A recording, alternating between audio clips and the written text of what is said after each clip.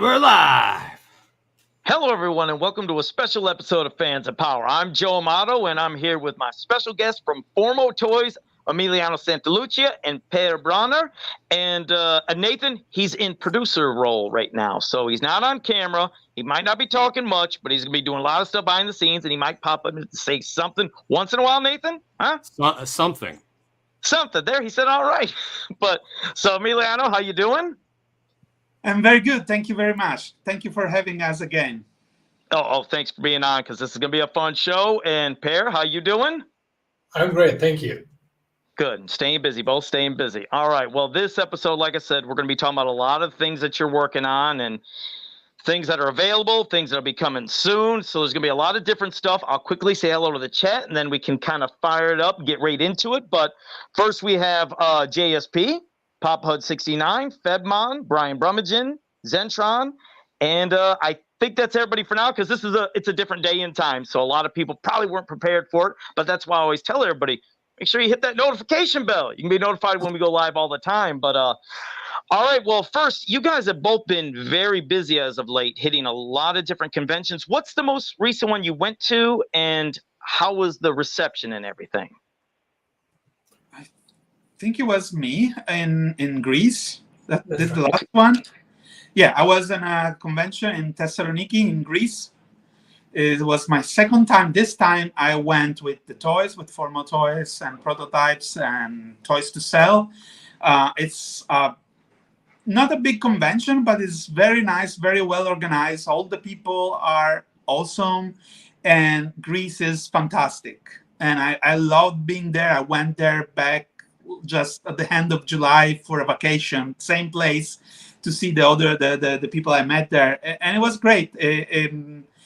It's kind of a place, not the first place we think of for promoting our toys, but the reception was great. A lot of people were stopping. All the artists around me were very interested in what we were doing, so it was an enjoyable experience. And we sold some toys too. Okay, and you had both lines being promoted there, correct? You were doing both Legends of Dragonore and Warriors of the Galaxy. Were they both shown there? Yes, absolutely, yes. Okay, I guess my question is, before we get into seeing a lot of this stuff, but Warriors of the Galaxy, well, as we know, Galaxy Warriors from Sun Gold, how did this even come to be? Because when I first seen, I was like, wait, what the hell is going on? I was like, it's Baltard. And I was like, and there's Magnon. I was like, wait, what? How did this come to be that you guys acquired that? And you got to let me know. Me or you, Per? Go ahead. Well, I mean, when we started our company, we didn't want to do just one thing. Actually, I may have told you guys one of the other times, Legends of Dragonore was not even the first project we had. We had like 2 other projects that are standing by right now, because we just don't have the resources to work on those 2 completely different stuff. But it was always part of the plan to expand, to do more things, and of course maybe finding licenses or other property that we could use. And some of those lines that are basically lost in time, like Galaxy Warriors, but also there are other properties out there that are completely lost and abandoned. And our thought was, well, why don't we just pick them up and try to make them again? We did, some of you may remember that we did a little poll on our website. Some time ago, you had to go on our website and fill a form with some questions. And one of the questions was about what other line you guys like us to tackle. And of course, there were a bunch of smaller properties, not super well-known properties, but it was like Black Star and Brave Star, and there were also Galaxy Warriors, etc. Of course, Galaxy Warriors wasn't the first one that came up on top, but it was the first one that we could do. So we basically kind of got the feeling of what the reception was for those kind of licenses and properties, and we decided, okay, let's do this. And the idea behind doing line of figures that are from 80s toy line that were basically going off the tail hand of Masters of the Universe and Remco figures. So all those other, they were, let's call them what they were, bootleg lines from the 80s. Mm-hmm. That they became popular on their own. I have to admit, I didn't know anything about them. Like, I remember some of them, but I was pretty snobbish child. I didn't want to buy any of those. Like, I hated them when I was a kid. And I did too. I get it. Yeah, and when some friends had them mixed with Masters of the Universe, I always had like this contempt loop for them. Like, no, that's not right. And I get it, because I was the same way. It's like, I seen all those lines. There were so many knockoffs, and I was like, I kind of wondered. I was like, no, this ain't He-Man. I felt like I was, like cheating on He-Man line with another line with all these fake things. But admittedly, now it's like, damn it, I wish I would have collected all those, because they have some charm to them. Well, what we did was like approach this with some kind of respect. Like, okay, I mean, there is a fan base for these lines. These lines survived in the imagination of many people, many collectors, and I started learning about it. Me and Pierre and Josh watched videos. There is Phelan, this other YouTuber that does a lot of videos about 80s bootlegs. So we got a sense of what these characters and figures mean for the fans, and also how big this thing was, because Galaxy Wars wasn't just Galaxy Wars. It branched out to 1 million bootlegs and other lines. Yeah, Galaxy Heroes, Galaxy Fighters, just so much. You're right. And Combo and End of Time and the Galaxy Adventure Girl. So, I mean, it was like, oh, wow, there is something that we could do this. And most importantly, something that we can incorporate in Legends of Dragonore. So, in part is financial, because we can use molds that we already created for Legends of Dragonore. And in part is just fitting the model of our retro toys that we're doing. Well, that was the inception of the idea. And from then on, we started, working on what we can do, what parts we can reuse, what we need to do new, etc. But I talked too much already. Let's keep. No, because I was going to say that's one thing that I was seeing is, well, I mean, we know we got 2 figures coming, but I was like, well, there's so many others. And when you were talking about, and there we go. Look how amazing these are. By the way, these are up for pre-order still on Big Bad and your website, correct? On Formo Toys? Yes. They can still be? Okay. Still buy formotoys.com. Yeah. And they look amazing. What I love is, like I said, I was thinking about the other characters like Dino Man and Dragoon, and I was like, there's figures that you're doing for Legends of Dragonore, and I was like, I could see maybe reuse some molds for those to make those figures as well, possibly. Or I didn't know if you guys would be doing completely new stuff, but I'm sure if these sell well, you'll do others. But the response I've seen for this online has been great, because there are so many people that love those knockoff and bootleg lines. And when they seen that these are coming to your Legends of Dragonore line, it's been pretty overwhelmingly positive. I mean, now is that the same reaction you've been seeing? Have people been pretty hyped? Because that's what I've noticed is a lot of hype. Yeah. So far, everyone who saw them has some sort of memory, even here in Germany, where you saw those figures back then, very rarely. But for some reason, most people have some sort of memory, even they just saw them on the fair or in a little tobacco shop or something. And they get this little nostalgia kick out of it and just feel happy to see them and see them amped up, because they look slightly better than the figures back then. No, I mean, definitely. These, that's the thing I was going to ask, is I guess now you're saying about it's implementing into the Legends of Dragonore line. So they're going to become part of the mythology of Legends of Dragonore in your stories and everything? Is that how I take it? It's not like these are separate figures for their own line. Are they going to merge with Legends of Dragonore story-wise, or are they still separate? The plan is to have everything in the same universe. Oh, okay. So you are planning that. Okay. And I guess now, again, I didn't know if these are things you can or can't answer, but when you were talking about looking for things that, I guess, the license, whether it's dead, gone, or whatever. So the Sun Gold line of this, is it yours now? Did you acquire the license for yourself? Or like, how did that work? Or if that's something you can't answer, don't answer. I just didn't know how all that worked. We don't want to go into legalities specifically. Oh, okay. Okay. Sun Gold doesn't exist anymore. Okay. Okay. That's the main thing. So, I mean, yeah, we're not going to talk specific legalities of this stuff. Okay. But yeah, it's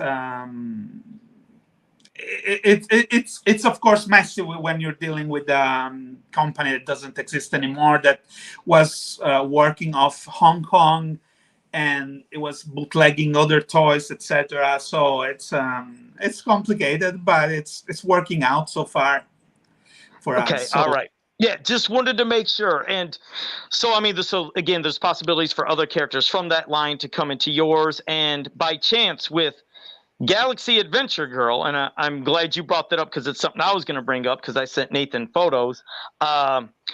Is it possible to have any of those characters pop up in the line? You know, like reusing any of the female bodies, but of course doing new stuff. Could they possibly show up? Because there was, I think, maybe 6 of them, beyond like how they did their knockoff of Galaxy Heroines. That was they were really bad sculpts. They didn't have the bending knees. They were not, I couldn't remember. I think the legs weren't posable. Rebecca, who's on our show, she has a lot of these, by the way. She's the one who let me know. But could they show up, any of those, if people asked?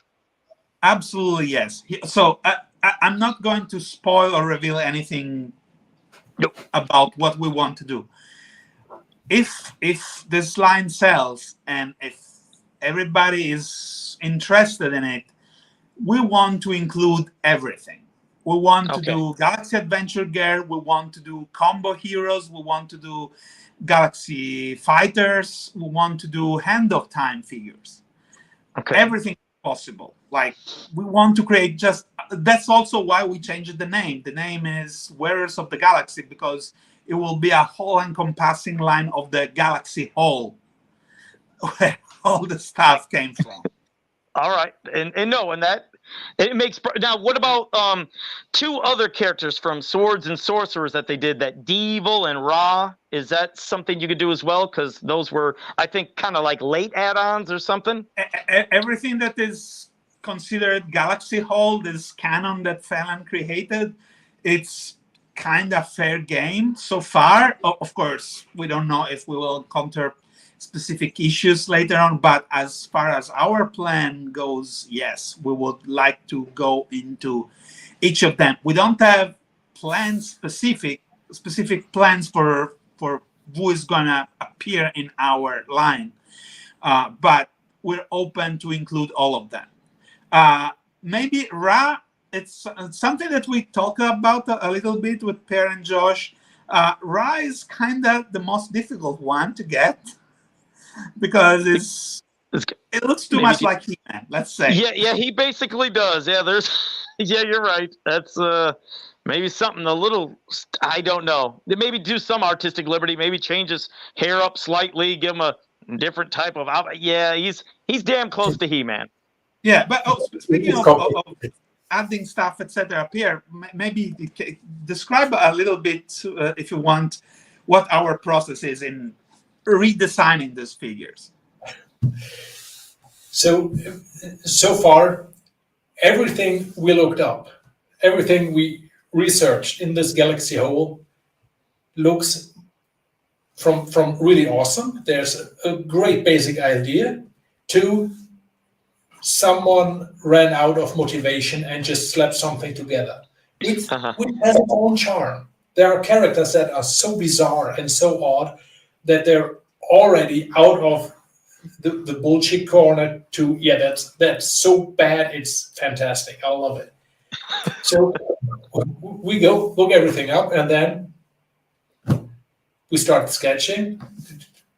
Emiliano does its design. I give my 5 cents to it, and then we decide which characters we can approach first. Because of course, this is also a decision that is made on financial reasons. We have to take care that as little mold space is wasted as possible, and that we can produce a figure as quick as possible. So we do with little effort as possible a great figure, and then we try to formalize it, getting it out of the sloppy production and sculpting and everything, and make it somehow with shapes and with color, getting somewhere where it fits our line, which feels like a figure from the past, but is actually as cool as you'll have looked at it with your child eye.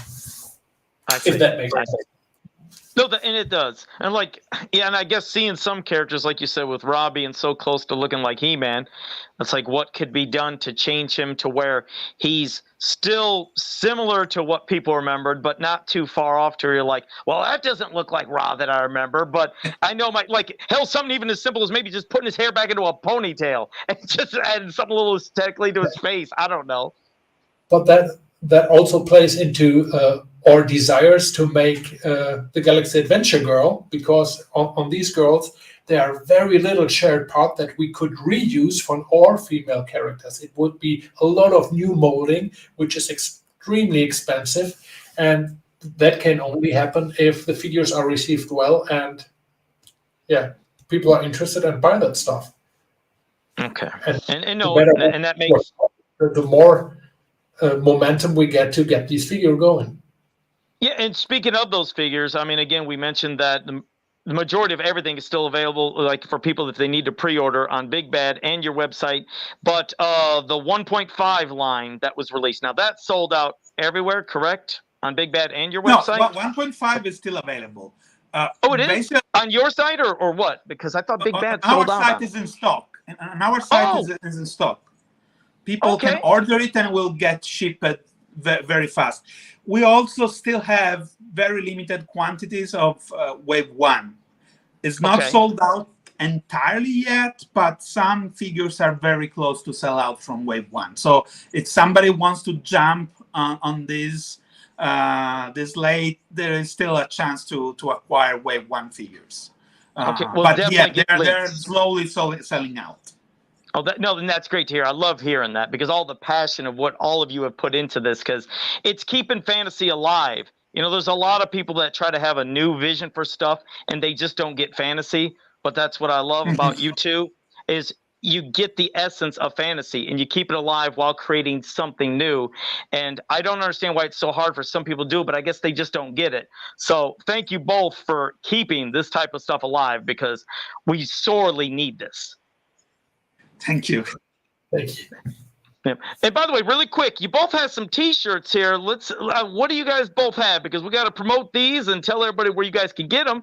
Got some Legends of Dragonore right there. And what you got, Pear? Well, there's a. There you go. And you could go now. You said through Redbubble, which we are going to have a link below, correct? Yeah, we don't have this too yet. Those are like our staff T-shirts that we use at the. But you do have some things. We have something, and if people will start buying stuff from our Redbubble shop, we will put this to even there. We have a few ideas for T-shirts that we want to have on our shop, and we'll definitely do more. We'll have this. We'll have Warriors of the Galaxy, more Legends of Dragonore with some illustrations, etc. It's all about the requests. If there is request, we'll do that. All right. Well, speaking of Legends of Dragonore and any of the new stuff, what did you want to show? What did you want to talk about? We can get right into it with whatever you have, and then Nathan can show photos. Just go ahead. What you got? Okay.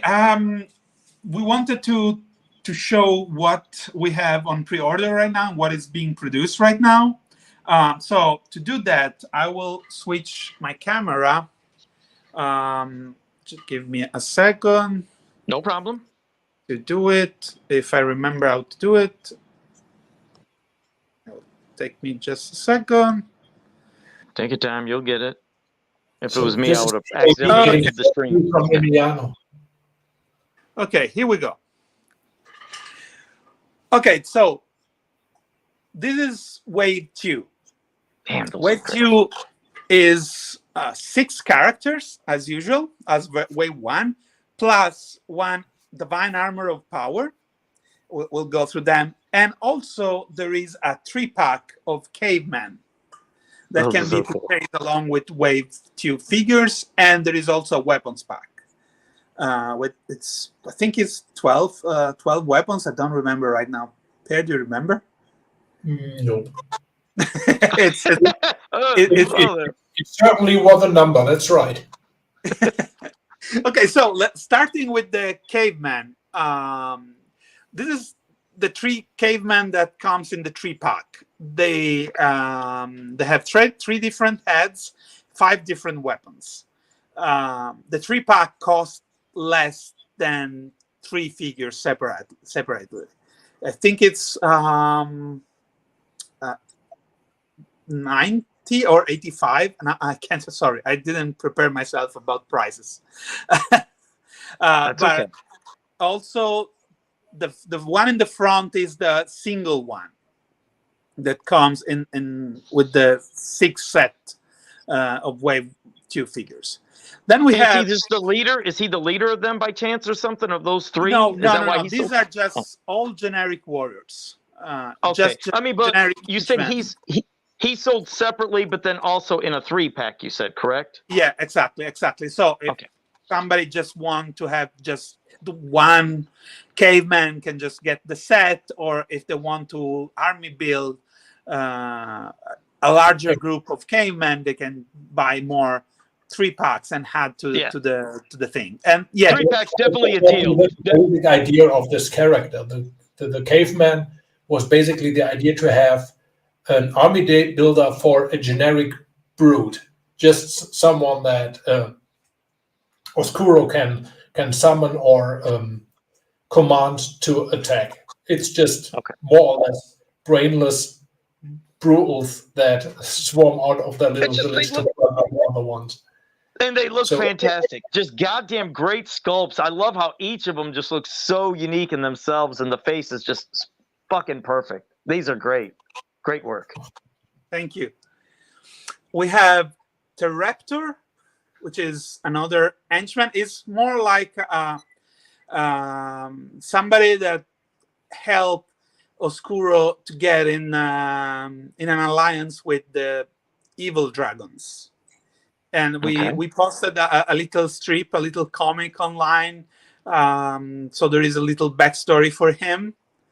That's what I was going to ask you real quick. I didn't mean to interrupt, but that I've seen the story you put online. Now, will there be a mini comic that comes with Wave 2, or how is that? No. Wave 2 will have the Divine Armor of Power. We're not doing right now. We're not doing mini comics with the regular waves. Okay. So that our resources and investment is going into adding the Divine Armor of Power. So you get a 7th figure. The mini comic could go into other releases. Okay.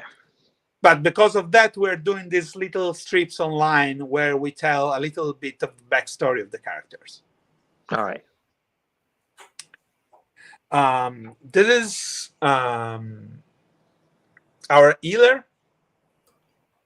And is I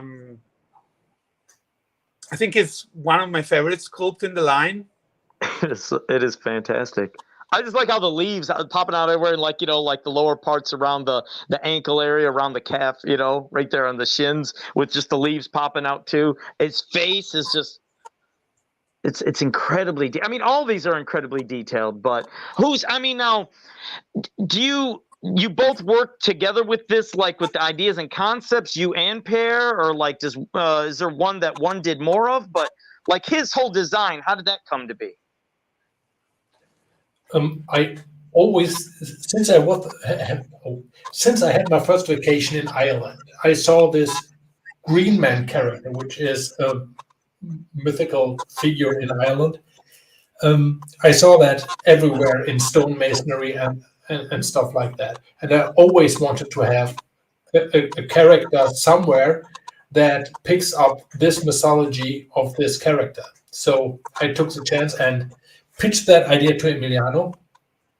And yeah, he cranked out a design that was more or less pretty quick, spot on. And I was happy to sculpt it. Is that like tree bark that's supposed to be around, like for his legs where the leaves are coming out of? Is it like around it? Is that tree bark that's surrounding him? Yes, exactly. Cool. Very cool. His name is Arboreus, by the way. Yeah, sorry. Yeah, sorry, I didn't say the name. Yeah. We move to Chief Talon, which is a sort of scout. That's his role. It flies. It goes on rescue mission and like scouting mission, exploring. It comes with a lot of accessory because it has the armor, the mask, which is sitting a little crooked. Okay, this is better. The mask is removable, of course. Mm-hmm. Damn. You can see his face. Incredible. A flying character that looks badass and has weapons. Finally. Now this is fantastic. They're all fantastic, but yeah, I'm gonna be happy to have that. Happy to get all these. Yeah, and he has this two Talon weapons. Those were entirely Pear's creations. Okay. He always very good at coming up with accessories for them. A weird thing, everybody's saying that he has Brave Star color, but I went and looked at Brave Star in comparison to him. It's not. It doesn't have Brave Star color. Why everybody's saying that it has Brave Star color?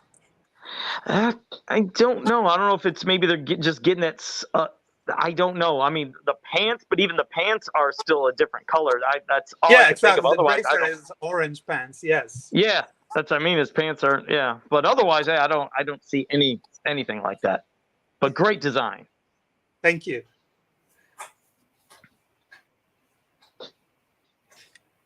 Sorry, I just almost swallowed the moth.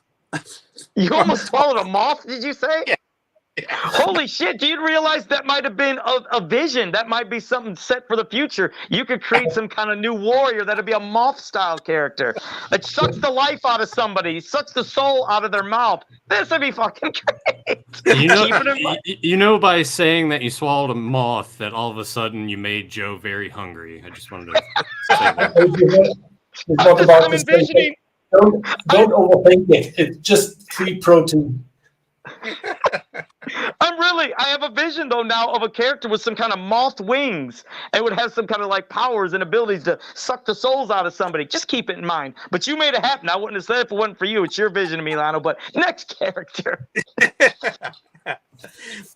She's Venatica. She's a hunter of dragons. She was raised to be hunter of dragons. She hates dragons.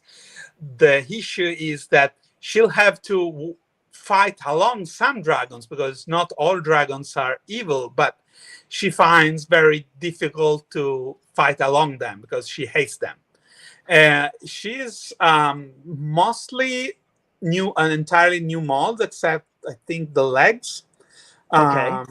She will come with a real metal chain to hold the double weapons she has. She looks great. That armor, is that like, is it supposed to be dragon scales? Like, did she get the scales from a dragon or something that made her armor? Yes. Love it. Dragon scale, dragon tooth, and even the helmet is made of dragon. And it's you can see her face here better. Great. Damn, these all look great. And these are the first samples of them? Were these the first like kind of paint samples? No, those are all resin prototypes.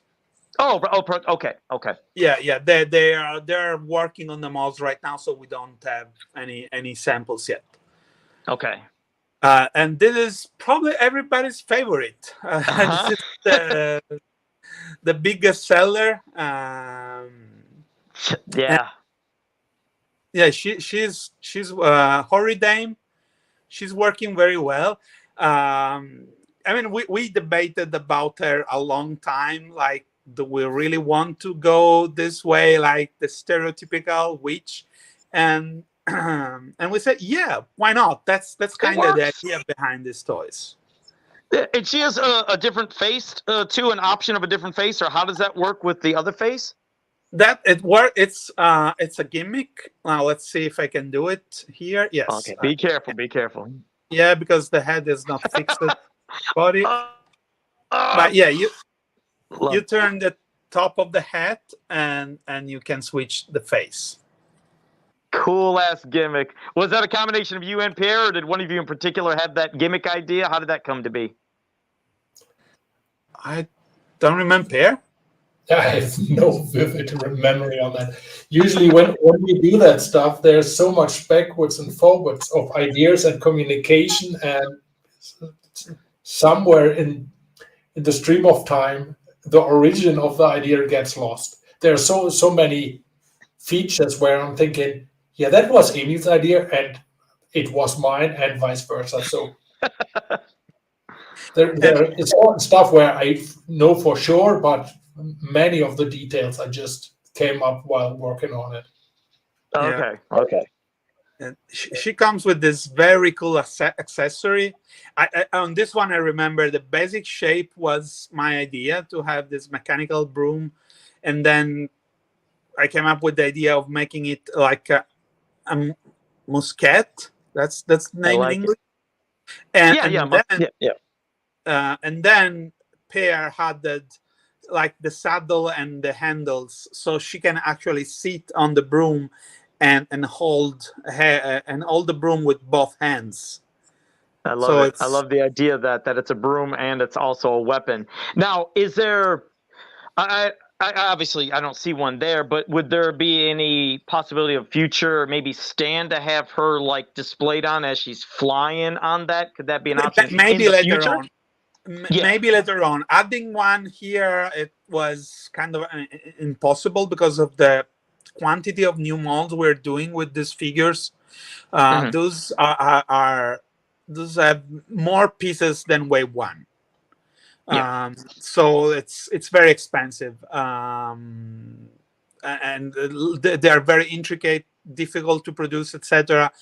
So even adding a flight stand would have been too much. Basically, it would have took this figure out of their price range, so we couldn't do it at this time. But we understand that there is need for one, so maybe the future will do it. In fact, we made a little flight stand for displaying her on conventions and stuff, because it just looks best when she's sitting on the broom, flying, having her hands on the little handles.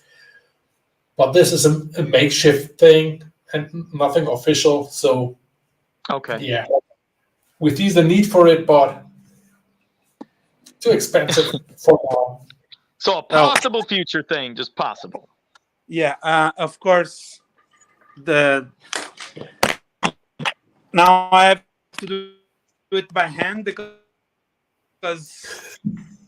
my little gimbal died, even if I recharged it. Sorry, guys. That's fine. Here's again. Okay, so and this the last figure, which is the figure that you can build collecting all the parts that you can find with the other figures. So it's the second Divine Armor of Power. Okay. It's always important to stress out that all our figures are modular. All of them can be pulled apart and they can be recombined and put together. And they are going to be compatible with Warrior of the Galaxy too. So you kind of, in a way, make up your own characters if you want. Buy extra figures, make your own characters since they're modular and you can mix and match, parts. Yeah, and even go crazy with customization, because you can take any part of any figure and modify it and make a completely new character. Yeah, And they're very durable. I mean, like I said, I have some of these figures, and they're so durable. I mean, some things that are out nowadays, even at stores, you can just sometimes they even feel cheap. You're afraid to drop them because you think, oh my God, they're going to shatter to pieces. But these are strong, well sculpted, beautiful paints. I love the faces. Oh shit, here we go. Sorry, distracted me. Oh boy. No. Go, keep going. I will. No. I was just talking about the durability, but this is too awesome. Go ahead, talk about them. Yeah. Okay. So this is our first dragon, and I'm going to show some later, like after we finish showing this. I have something that we have never shown to anybody before. Oh shit. Okay. So a little preview. Not a new figure, but you'll see. So it's one figure here. We're looking at both mode of Ignitor. There is the warrior mode and the beast mode, and there is saddle that figure can ride when he is in beast mode. He's made of modular parts that are all compatible with the figures. You just rearrange them and switch his front legs to obtain this mode, the warrior mode. Amazing. No, I'm not going to demonstrate this right here because it's a resin prototype. The joints are there, but not all completely functioning. So he's just massive. I love how massive he looks compared to the others. But I mean, they're all amazing. But damn, that is an amazing guy. You can see him next to Magnan and Baltar. You can see how big he is. Yeah, is absolutely big. And here are Magnan and Baltar. Now, here Baltar has still the wrong color. The skin color is going to be a lot closer to the original. Okay. This was first attempt. It was the prototype we had at conventions. We know this is the wrong color. It's going to be fixed. Refer more to the pictures we have on the website and the picture I sent you for the right color that is going to have. I have to say though, there is no wrong color on Boltard. There's just a more common color on Boltard. Boltard came in all shades from green to dark blue. And it's see there, it's a little bit more lavender. But if you Google that stuff up, it's just, he has so many variations. It's crazy. No, absolutely. I think they are used to, like you said, maybe this is the more common kind of one people are used to as a color like this, but I get it. You could just send that early prototype there. Send it to me. I'll take care of it for you. You don't have to worry about it. Just send it to me. Cool. Thank you very much. Yeah, and okay, so that's it for now. You guys keep talking while I set up my camera back. Okay. All right, he's setting up some stuff. Is that on the dragons, we have many parts on the dragons. For instance, you saw his little humanoid arms. These are in fact the arms that will fit and are part of the regular figures. You can take the arms of the dragon, put them on a human figure. You can even take the wings of the dragon and put them on the shoulder sockets of a humanoid figure to get your own. No kidding. Sort of Batman. The hind legs of the dragon will fit on a humanoid figure, or little Pteropter uses those legs. I like that. I didn't know that the wings could pop into where the shoulder sockets are. So that's so damn clever. You're right. I mean, again, ordering more is definitely a benefit to create your own characters and for customizing and everything. I like that. I mean, I didn't know that. Modularity is one of the key features of the whole toy line. And of course, with those bigger beasts, we wanted to make sure that as many parts as possible are swappable with regular figures. That's amazing. Look at these. Just for those, anybody who's just listening to this later on, make sure you watch this episode on YouTube because you can see all the glory of these figures and everything that they're showing. I love this. And these now, are they supposed to possibly ship in March of next year, or is it just depending on things go, or what? Okay. Ignitor is being produced right now. We originally said September, but that's kind of unlikely right now. I don't think that will happen because it will probably be finished in September. Then unfortunately there are the kind of 2 months of traveling by boat through the ocean and going through custom, etc. So October, November seems to be more likely. Okay. And then still, I mean, if you look at custom work, the last time, or all of our goods were held up in customs because in the same shipping cargo container where our stuff was something that got a red flag, and so the whole container got in isolation for several weeks. So this was very unforeseeable for us, and there's just stuff happening. Yeah, things that are out of your control. I mean, there's nothing. Yeah, you can't control that when there's something like that happens. Yeah. And obviously, like, these are something that aren't mass produced in the hundreds of thousands or whatever amount that other companies are doing. These are specialty figures, which is why, yeah, the prices on these could be more than possible things at stores, but it's worth it because this is a specialty line. So it's just for people that are sometimes wondering, because there was somebody that was wondering, like, the prices of them. You know, they said, why are they so expensive? But I mean, but you guys can go into detail on that, on pricing, but they're well worth it for what you're getting. But yeah. The price is an important thing I wanted to talk about, because I understand these are more expensive than your average figure that you can find in Walmart or Target, etc. But there is a huge difference, which is the number of figure produced. When you buy a figure in Walmart, that figure is being produced in hundreds of thousands, possibly, copies. Our figure are very, very small run. And also because of that, we spend a lot more on paint applications and making sure these figures are high-end in their production values.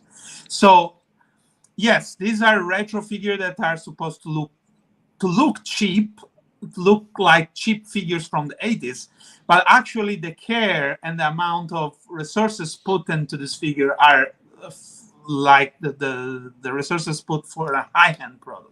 And first, let me say, these don't look anywhere close to cheap figures, by the way. I understand what you were meaning in the context, but yeah, these look amazing. And for anybody that has any of these in hand, and just for that, what you're seeing there, that type of paint apps on the face and everything, this isn't just something just for show, just to, you know, promote and advertise.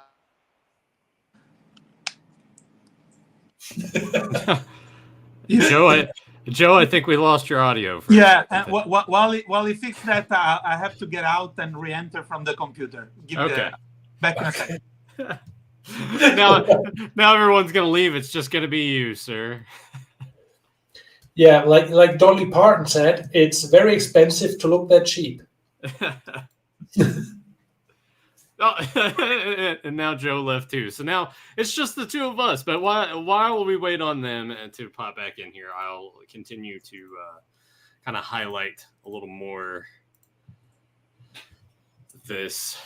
Yeah, I'm kind of I guess I sort of see why people are automatically like, oh, Brave Star, because the color scheme and everything, sort of, but not really. But this is a beautiful. Yeah, I sort of. He has, of course. We pushed some native football buttons there, and therefore I see that people automatically think there's an action figure. It has some native vibes to it. So Brave Star. Yeah. Yeah, I think that's what it is. Yeah, that they make the connection and they just see. I mean, there is red and blue and yellow in Black Star, but it's not the same color scheme in him, definitely.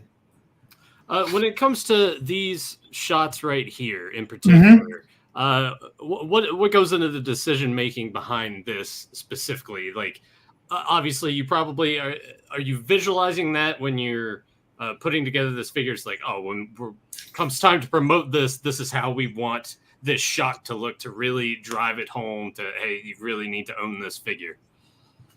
Yeah, I wish there was so much thought in them, and there is definitely a lot of effort in getting them right. But the reality is, first, the biggest thing is that we have this awesome dioramas that Per has sculpted for the figures. So we definitely want to have a cool environment for the figures. Then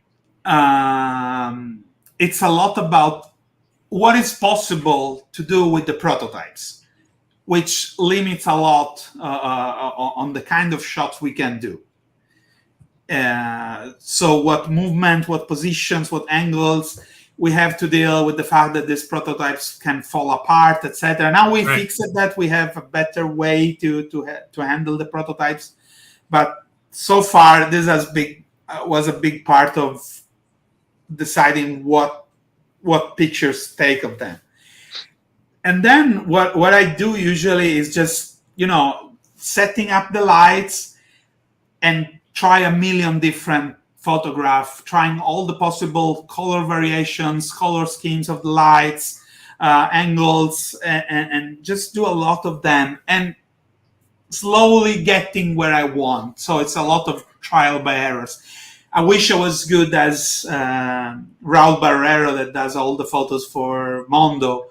That he's a professional photographer, so he knows exactly what he wants and what to do to get there.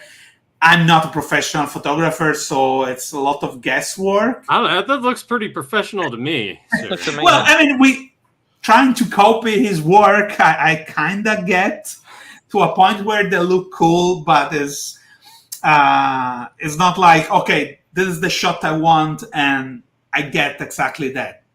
I try. So basically, Emiliano is going in there with this clear vision.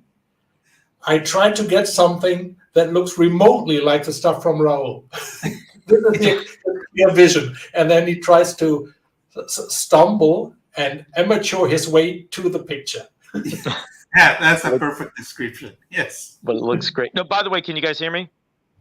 Yes. Yep.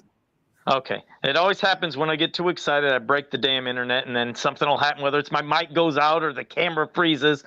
The one thing I was trying to say, though, is within these pictures, how you see how amazing the paint apps are and everything.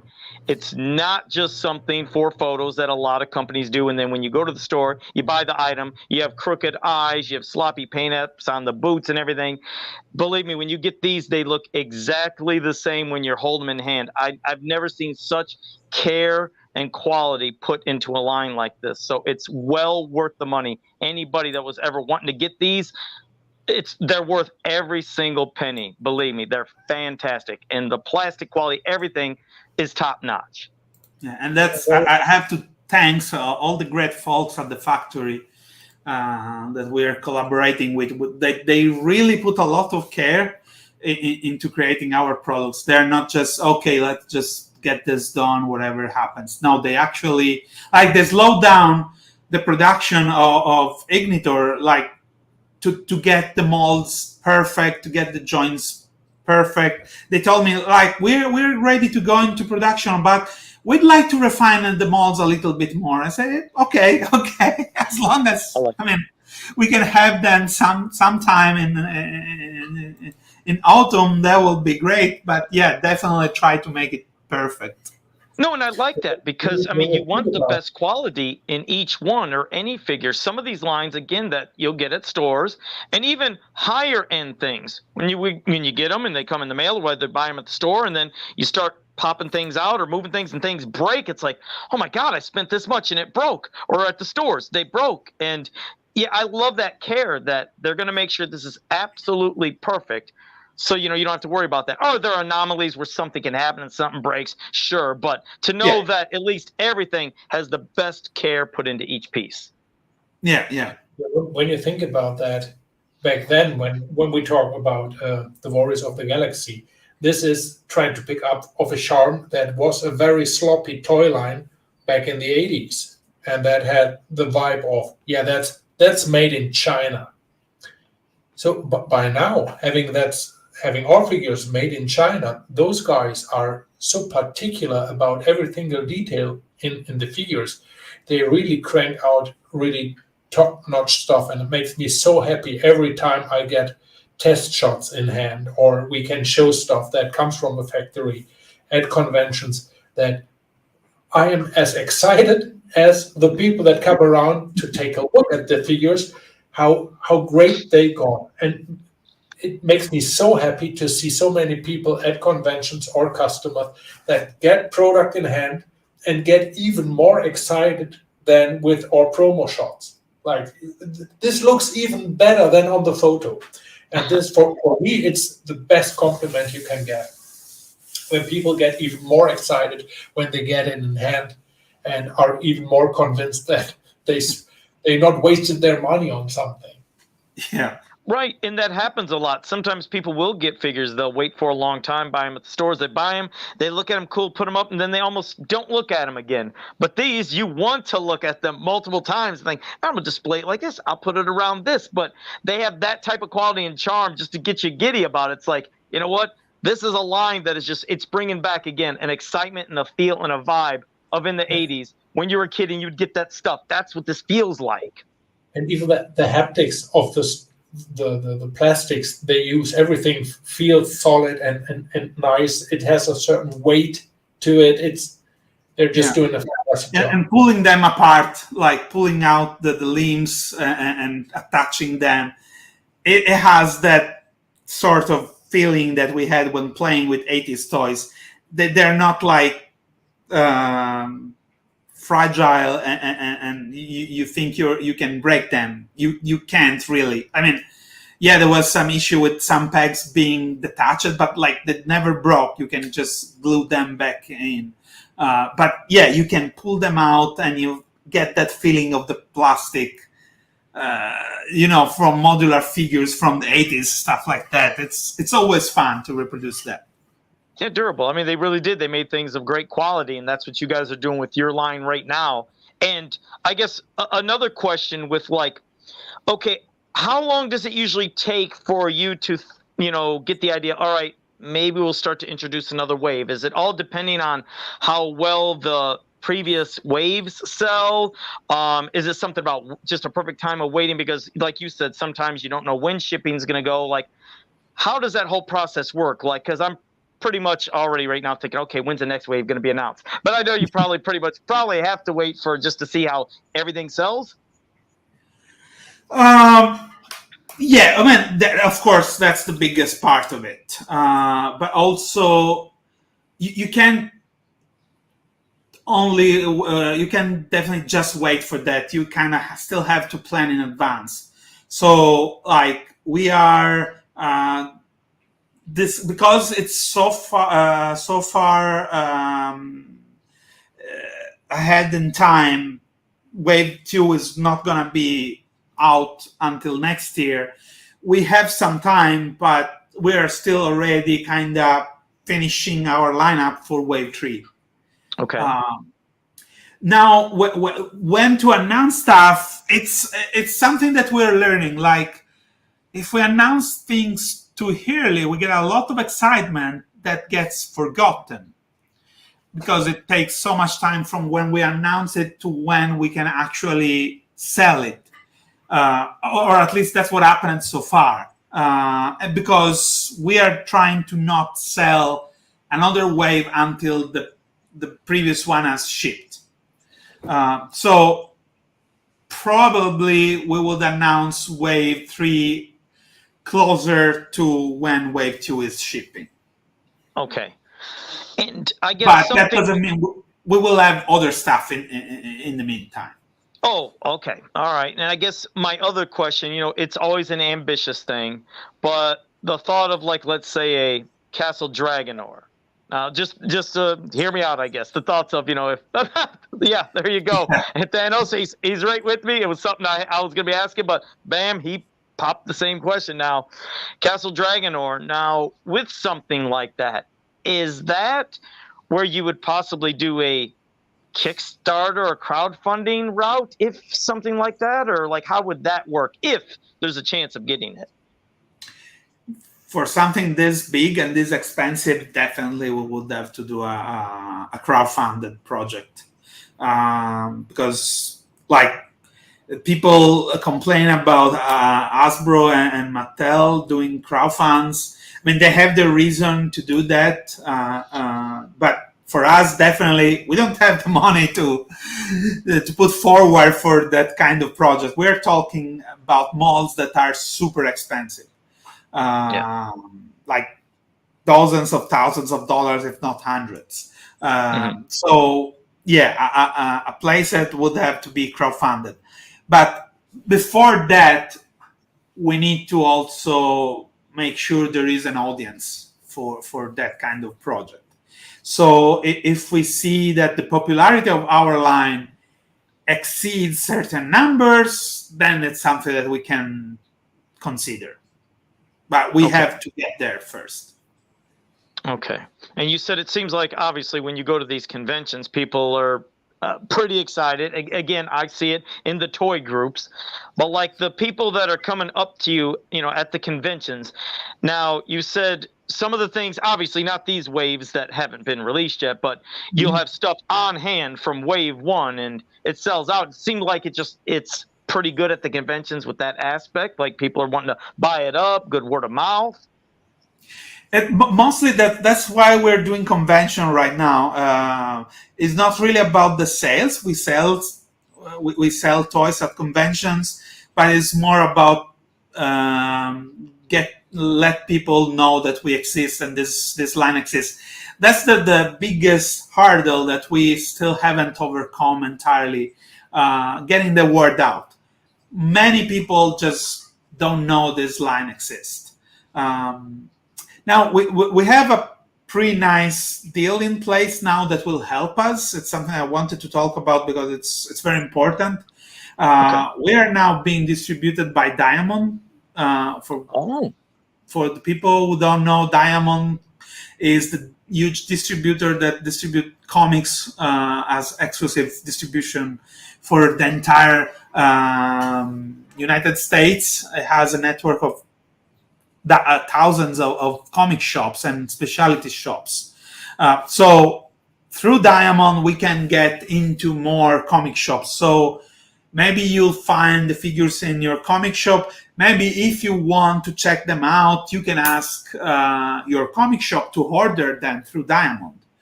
Because now they're available through Diamond, and we will have all our pre-orders also on Diamond and on the preview magazine. So I don't think they're out on the preview magazine yet. They might be next month, I think. I'm not sure. But yeah, they will be on the preview magazine. So customer can go to the comic shop and order them and get them through their favorite shop, which is something I noticed that people likes to buy their toys through their favorite channels and the channels they're more accustomed to buy from. So if people buy from Big Bad Toy Store, usually they will keep buying from Big Bad Toy Store. They won't come to our website to order our figures.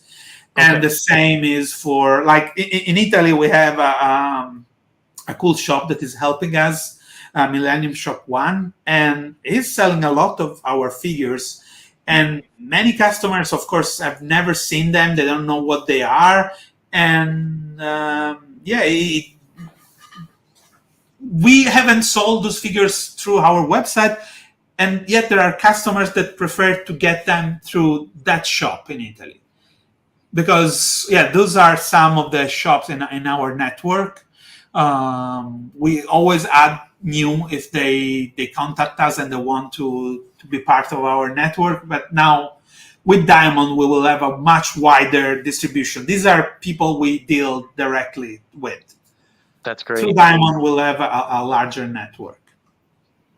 Yeah, absolutely, Spider Rat. Yeah. Yes, absolutely. Yes, definitely. That made us really happy. It was also cool when we contacted them. They told us they knew us and they wanted to reach out to us already. So that was awesome to hear. Yeah. Yeah, that's really flattering. We were talking about that, or Emiliano was promoting that idea to get in contact with them for a long time now. And for some reason, Josh and me, we felt sort of shy, or I don't know. Is that really right for us? But when we got in contact with them, they were already anxious to get in business with us. So that was a very nice surprise. Very flattered and surprised. Many times, I have to say, it's about having the right contact. And actually, I want to thank Eamon O'Donoghue that helped us in getting in touch with the Diamond people, because we tried to reach them, but you don't have the right email. You go through like official channel through their website, and nobody notice at the company. So until you have the exact contact for the specific person you need to talk to, things don't happen. But when you get the right one, things start moving.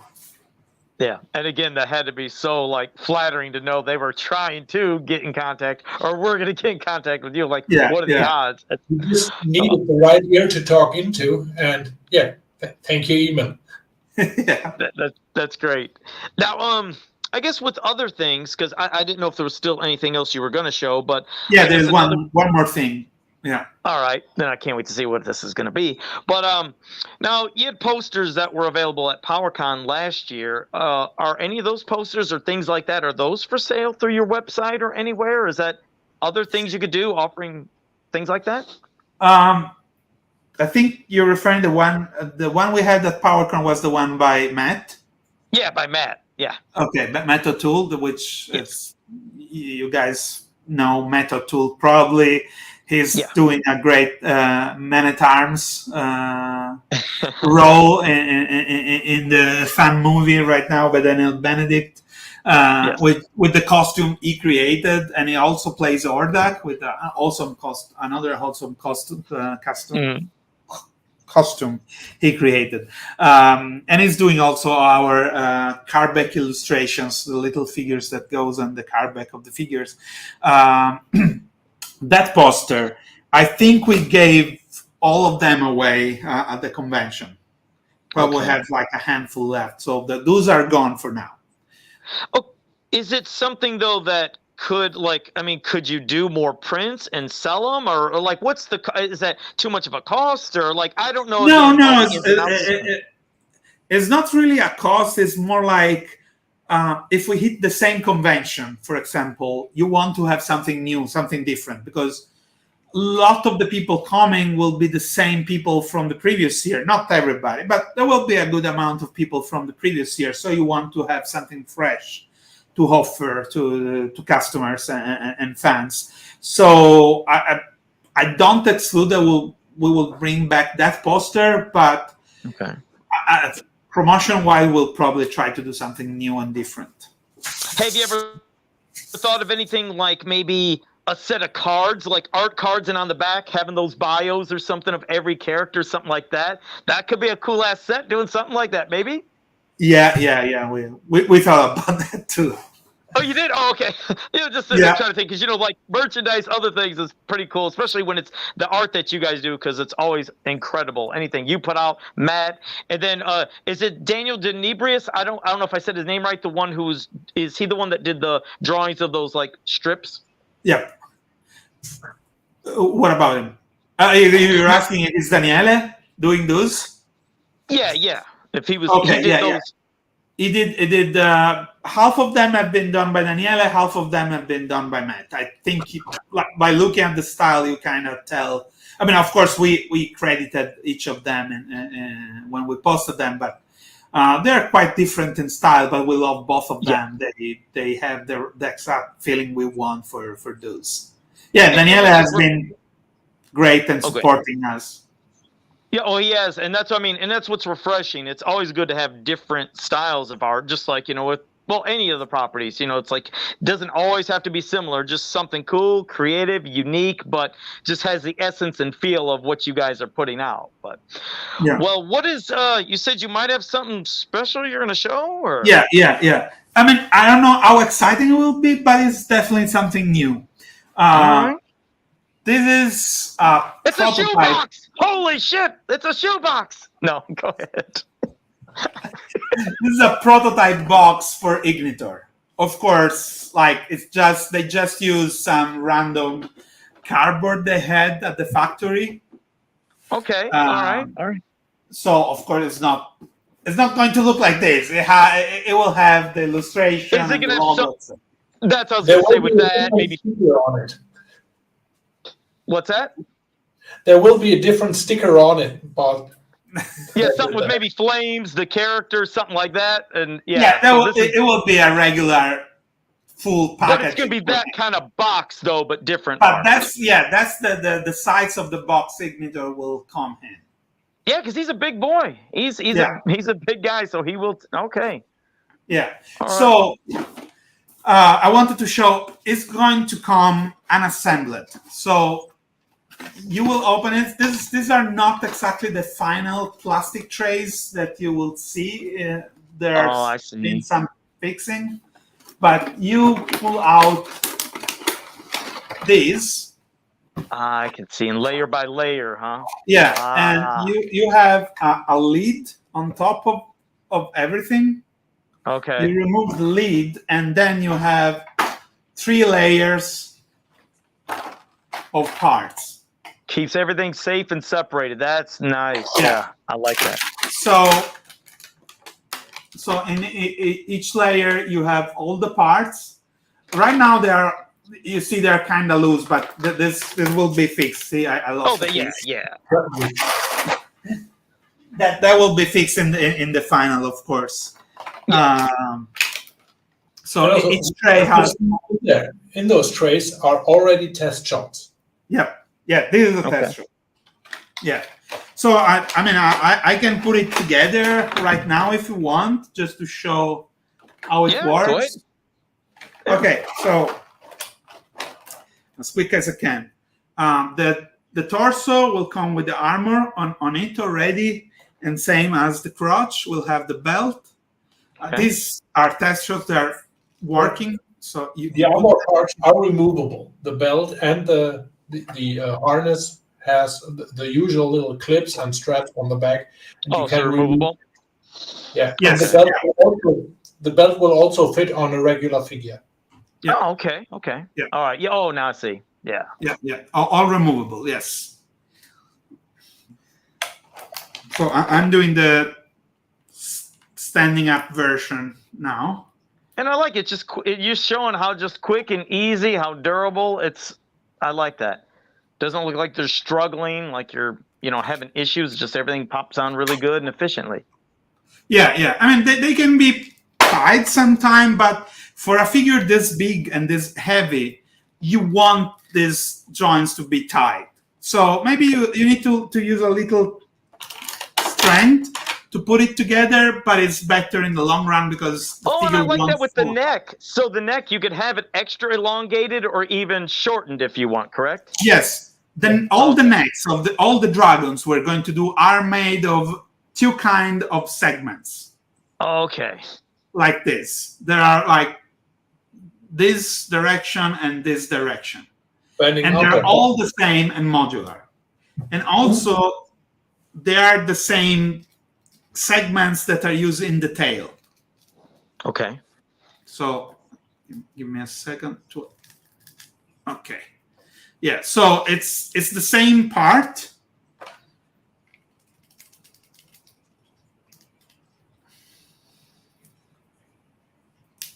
And you get the entire thing here. The arms, the human arms, are the same of the regular figures. Oh, all right. But there's a new set of hands. Yes, the hands are new, but they can be used. Wait.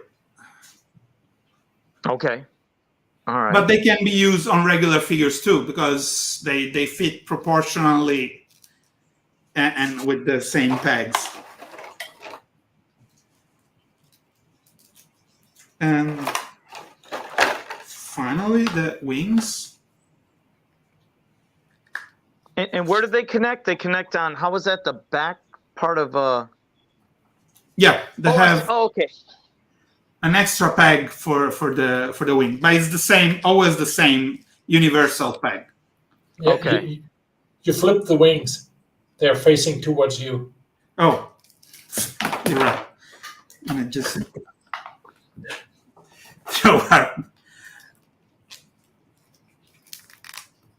yeah, sorry guys. Hey, it shows. Hey, and look at that! It just shows how durable these things are. You put them in different directions, and they're still going to be on there fine. You don't have to worry about anything popping and breaking. Well, and a cool thing is that the claws on the wings can hold the weapons too.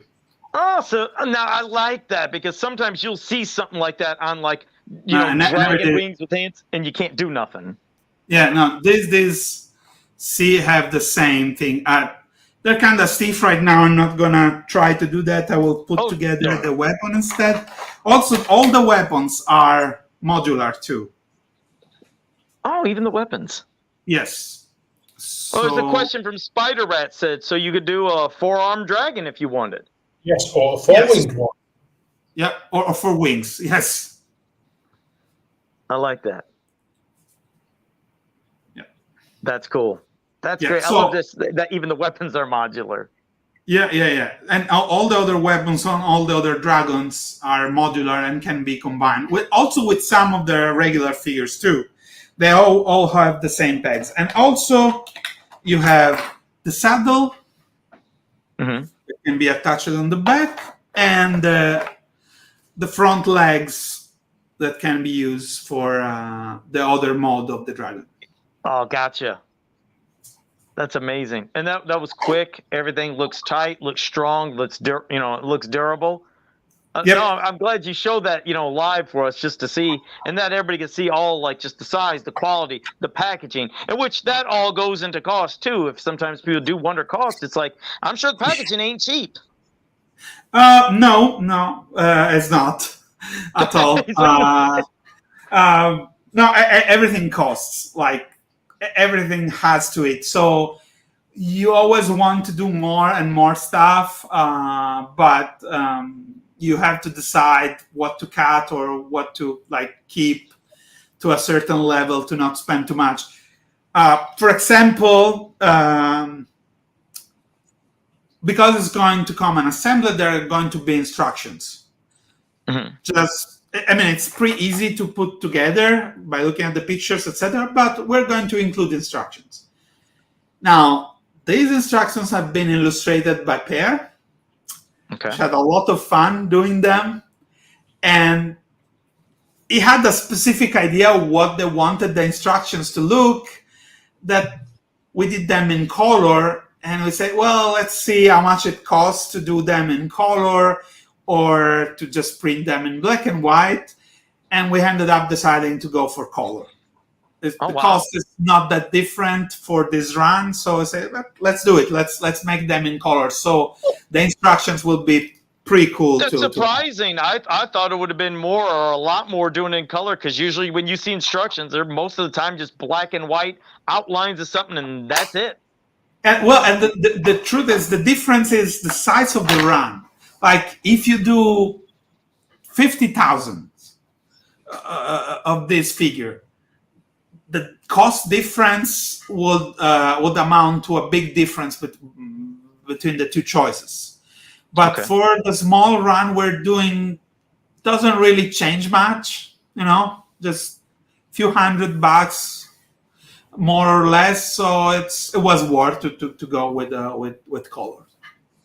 Okay. And in some cases, when you think about the amount of produced units, when you actually produce stuff in plastic and you shoot 50,000, the cost per unit goes down. But when you think about doing the color or black and white thing, the cost runs up. So it's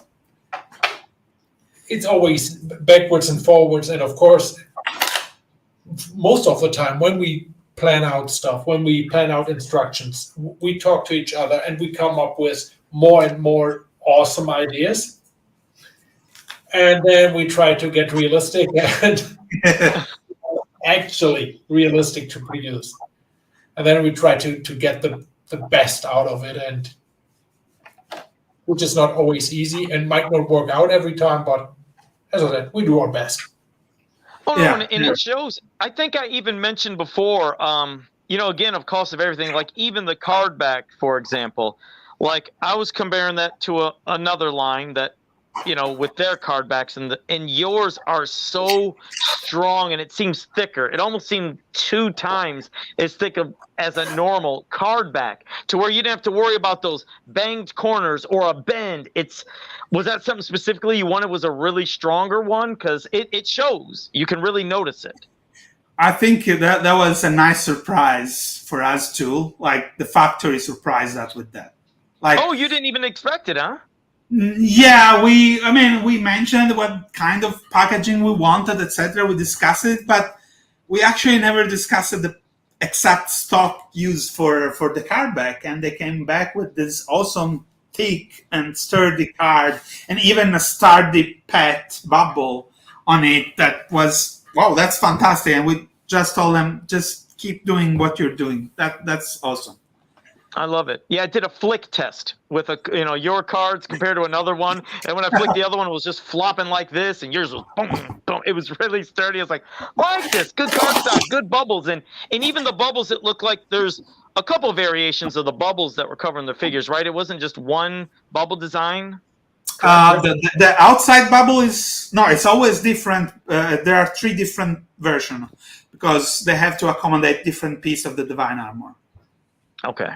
All right. And even like for the females, it was slightly smaller. Yeah. So there is the female version and then 2 different versions for the males.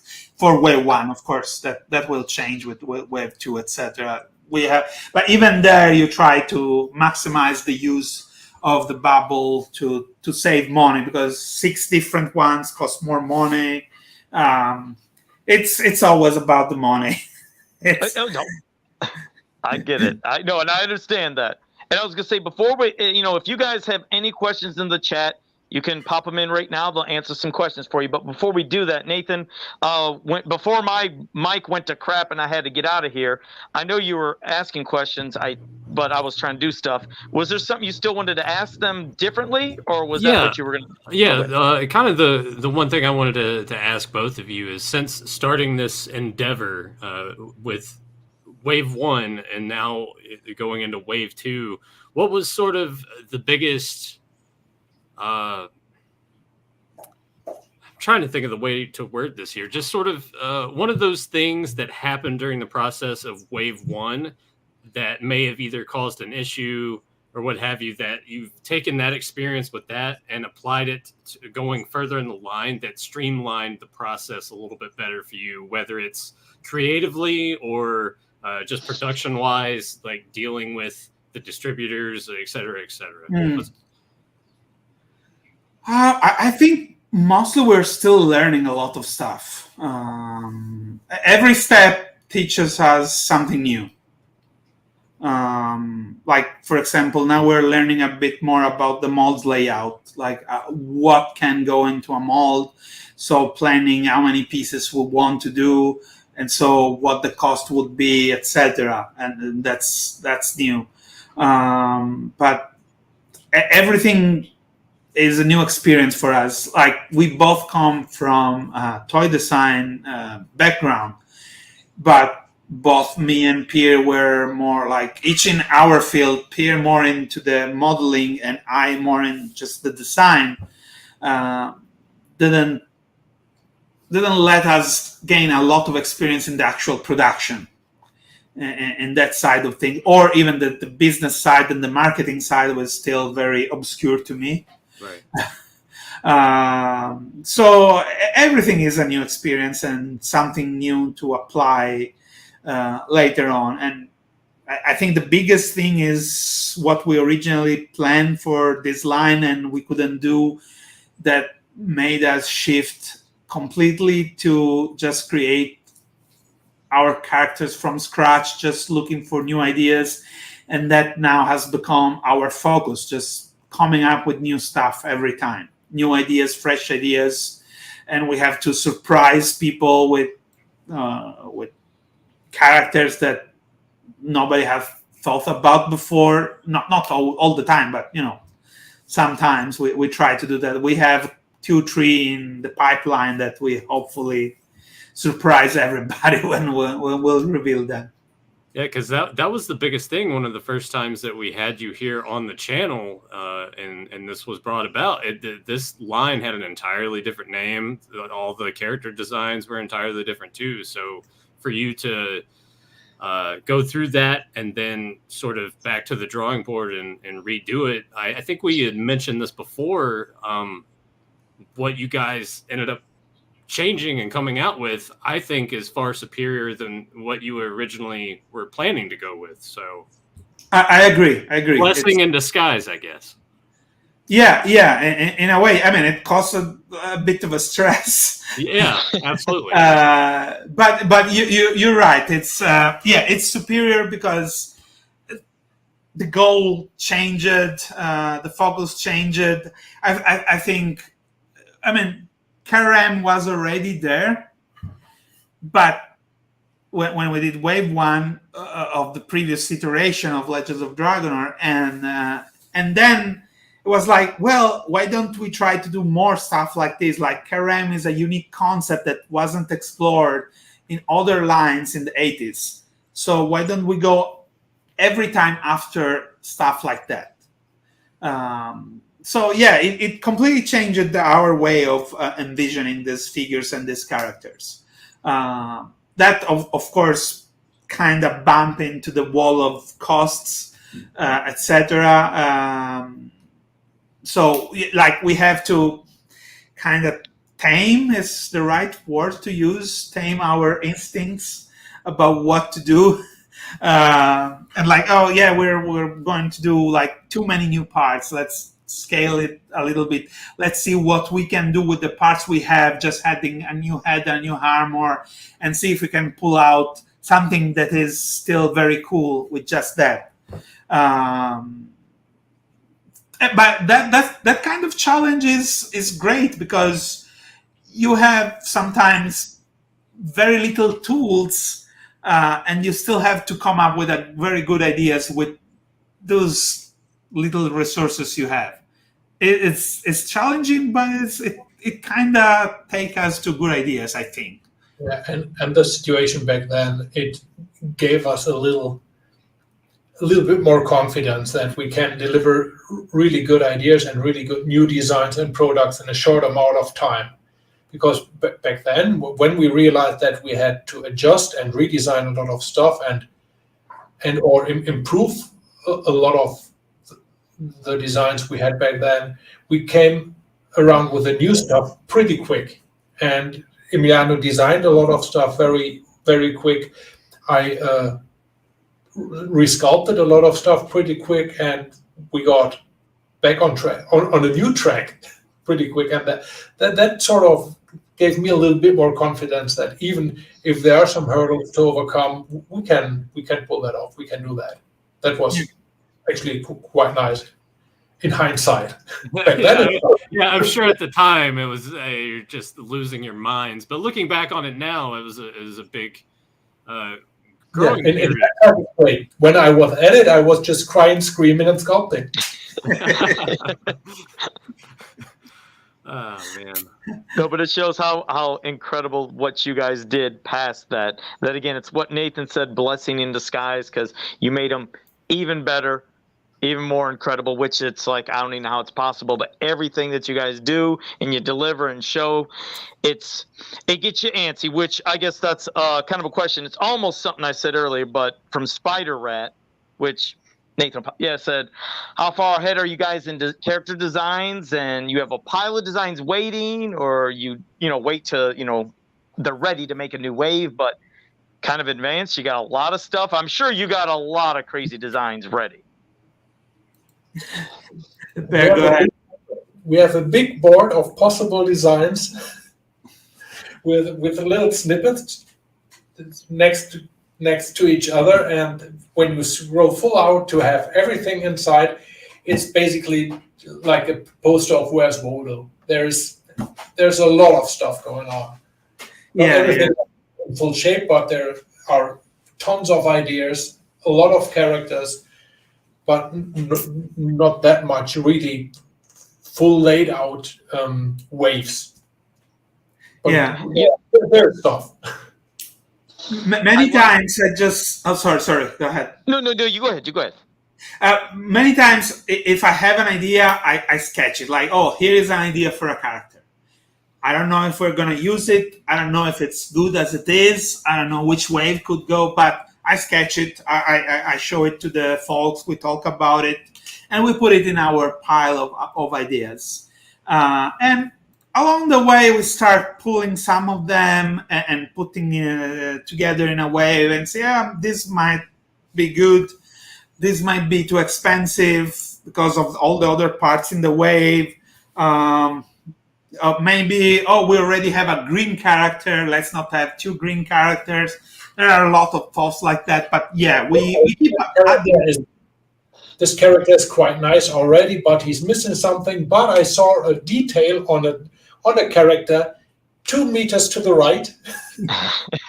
And we pick just a detail of that and mix and match. That is, and also like when we are hanging out together at a convention or something, and we have our sketchbooks and we're just tossing ideas backwards and forwards. That is the most enjoyable part of designing stuff. We actually sit next to each other and are able to communicate in real time in the same room and come up with new stuff.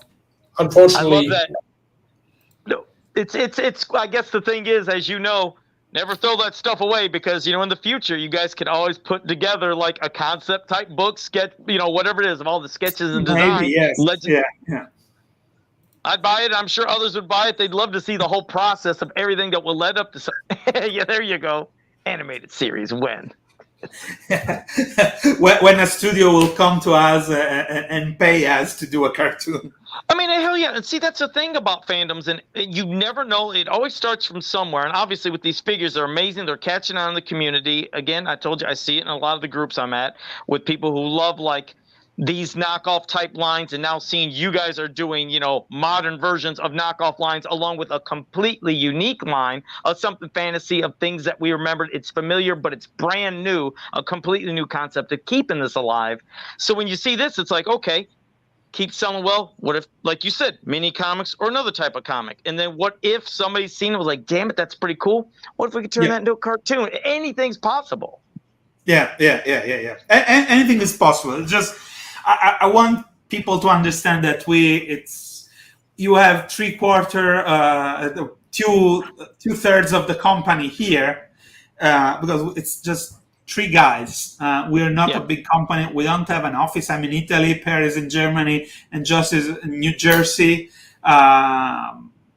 That's all there is right now for the company. So right now we're a bunch of friends that want to do something cool together, and we're doing it. We hope it grows. We hope that we can shop around to make a comic or to make a cartoon. But this time, this things takes time. Like you have to grow, you have to make your name known. You kind of need to have a certain success. And who knows? I mean, I hope that Legends of Dragonore grows, but who knows? Maybe it will be another line by Formo that will reach a huge success. Even you remember the first one tried different things before landing on Mythic Legions. So even then, and they were successful, but never like Mythic Legions. So Seven Kingdom, Magma Corps, Gothtropolis, and then the big thing came with Mythic Legion. So who knows? Of course, right now I'm very attached to Legends of Dragonore, and I hope that works out. It has kind of it has a limited audience, but it's cool for that too. No, grows, like you said, more eyes have to, obviously see this, and definitely with being, through Diamond of advertising it and more people seeing it, it's just things will grow. It's word of mouth, and I love that it's just the 3 of you doing this. Sometimes in some companies, they'll get in more people, and then it's just too many cooks in the kitchen, and then it starts wrecking things and ideas and visions, and you 3 get it. You get the essence of this, and it's your baby. It's your property. It's your line, and again, I'd love to. I'd love to have more people helping us right now. Well, I mean, and I could understand that. You would just hope that whoever it is, it's people that get it. Just somebody that's like, hey, I got a degree in college marketing, and hey, let's do this. And these guys don't know crap about fantasy. It's like, what are you talking about? You want somebody that gets the essence of this stuff, Not that I'm. All not right, that I'm Joe, you better college. start working on your resume. I mean, you could just pay Joe in like Popeye's gift cards or something. That's true. I am the cheapest work for you. employee. I'm the cheapest employee you ever had. Popeye's chicken, ramen noodles. I'll give you ideas till the end of time. It's like, this guy's the cheapest fucker in the world. Come aboard. I'll give you lots of. Hey, what's a samurai character would be awesome from Paul Rick? Oh yeah, I mean, Oriental Asian culture is full of interesting, iconic designs and characters that we can use. And Onitor is already kind of coming from there. So yeah, definitely, we'd like to explore that side too. But here's kind of the philosophy. I was trying to explain to Pierre one time, like what should be our way to check if the character has everything we want. And so I use Snowspout as an example, and I say, okay, Snowspout is an elephant man, but is also a robotic elephant man. And not only that, but he's also a firefighter. So it has 3 distinct characteristic. So when we think about a character, we have to try to put together a lot of ideas, not just, okay, let's do a skunk man, which it exists. Actually, I forgot. That's great. I like the process. But hey, what we were saying earlier when Nathan was talking about different ideas, though, remember we came up with it. You think I'm shitting? Do a moth insectoid type character. You got to do now. Since it flew in your mouth, it almost took your breath away.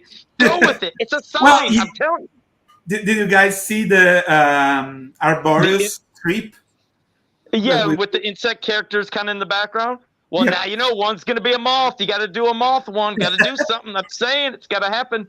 It's going to work. We'll shoot this. Hell, I'll wait with it. Joe was an idea, man. You're right. Simple tricks and nonsense. I do have a lot of ideas. Hire me on. I'm cheap. I'll work for free. Like I said again, just pay me in food. I'm the cheapest employee you'll ever have, and it'll work. I'm telling you. There's, even I was looking at something. Damn it, I forgot where I put it. Do you? Oh shit, it's over there. Okay, Emiliano. Do you remember the mini gumball figures of Masters of the Universe? Yeah. Okay.